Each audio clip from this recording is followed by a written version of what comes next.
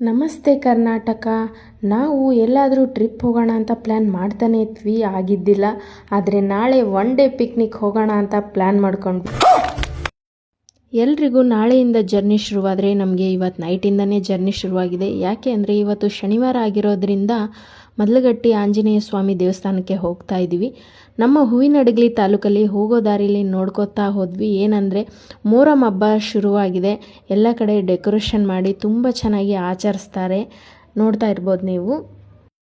ನಾಳೆ ಬೆಳಿಗ್ಗೆ 4 ಗಂಟೆಗೆ ಹೋಗಬೇಕಾಗಿರೋದ್ರಿಂದ ಇವತ್ತು ನೈಟೇ ಪೆಟ್ರೋಲ್ ಹಾಕ್ಸ್ಕೊಂಬಿಡೋಣ ಅಂತ ಪೆಟ್ರೋಲ್ ಬಂಕ್ಗೆ ಬಂದ್ವಿ. ಏನೇ ಹೇಳಿ ಎಷ್ಟೇ ಟ್ರಿಪ್ ಬೇಕಾದರೂ ಓಡಾಡ್ಬೋದು, ಆದರೆ ದುಡ್ಡು ಖರ್ಚಾಗದೇ ಇರೋಂಥ ಟ್ರಿಪ್ ಇರಬೇಕಿತ್ತು ಅಲ್ಲ. ಪೆಟ್ರೋಲ್ ಎಲ್ಲ ಹಾಕಿಸ್ಕೊಂಡು ಮತ್ತೆ ನಮ್ಮ ಜರ್ನಿನ ಶುರು ಮಾಡಿದ್ವಿ. ಆವಾಗಲೇ ಹೇಳ್ದಾಗೆ ನಾವು ಹೋಗ್ತಾ ಇದ್ದಿದ್ದು ಮದಲಗಟ್ಟಿ ಆಂಜನೇಯ ಸ್ವಾಮಿ ದೇವಸ್ಥಾನ. ತುಂಬ ಚೆನ್ನಾಗಿದೆ ದೇವಸ್ಥಾನ. ಬೆಳಗ್ಗೆನೇ ಹೋಗಬೇಕಾಗಿತ್ತು, ಆದರೆ ನಮಗೆ ಹೋಗೋಕ್ಕಾಗಿದ್ದಿಲ್ಲ. ಹಾಗಾಗಿ ನೈಟ್ ಹೋಗ್ತಾ ಇದ್ದೀವಿ. ಇದೇ ನೋಡಿ ಮದಲಗಟ್ಟಿ ಆಂಜನೇಯ ಸ್ವಾಮಿ ದೇವಸ್ಥಾನ. ಹೂವಿನಡಗಲಿ ತಾಲೂಕಿನ ಸುತ್ತಮುತ್ತ ಇರೋರೆಲ್ಲ ಈ ದೇವಸ್ಥಾನಕ್ಕೆ ಬಂದೇ ಇರ್ತೀರ ಅಂತ ಗೊತ್ತು. ಆದರೆ ಬೇರೆ ಕಡೆಯಿಂದ ಯಾರಾದರೂ ಈ ದೇವಸ್ಥಾನಕ್ಕೆ ಬಂದಿಲ್ಲ, ನೋಡಿಲ್ಲ ಅಂದರೆ ಒಂದು ಸಲ ಬಂದು ನೋಡಿ. ಯಾಕೆ ಅಂದರೆ ಇದು ತುಂಬ ಪವರ್ಫುಲ್ ಆಂಜನೇಯ ಸ್ವಾಮಿ ಇವರು. ಇಲ್ಲಿ ಏನೇ ಕೇಳ್ಕೊಂಡ್ರೂ ಎಲ್ಲ ನೆರವೇರುತ್ತೆ ಅಂತ ಎಲ್ಲರೂ ನಂಬಿದ್ದಾರೆ. ನಾವು ಯಾವಾಗಲೂ ಈ ದೇವಸ್ಥಾನಕ್ಕೆ ಬರ್ತಾನೆ ಇರ್ತೀವಿ.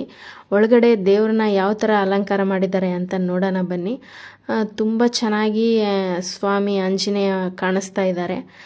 ಅವ್ರದ್ದು ಆಶೀರ್ವಾದ ಪಡ್ಕೊಂಡು, ಹಾಗೆ ಶನಿವಾರ ಆಗಿರೋದ್ರಿಂದ ಅಲ್ಲಿ ಭಜನೆ ಕಾರ್ಯಕ್ರಮವೂ ಇತ್ತು. ಅದನ್ನೆಲ್ಲ ನೋಡಿಕೊಂಡು ತುಂಬ ಚೆನ್ನಾಗಿತ್ತು ಎಲ್ಲ. ಅಲ್ಲಿಂದ ನಾವು ಹೊರಗಡೆ ಬಂದ್ವಿ.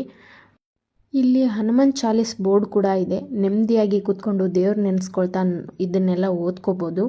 ಹಾಗೆ ನಾವು ಇದನ್ನೆಲ್ಲ ನೋಡಿಕೊಂಡು ಮನೆಗೆ ವಾಪಸ್ ಹೊರಟ್ವಿ.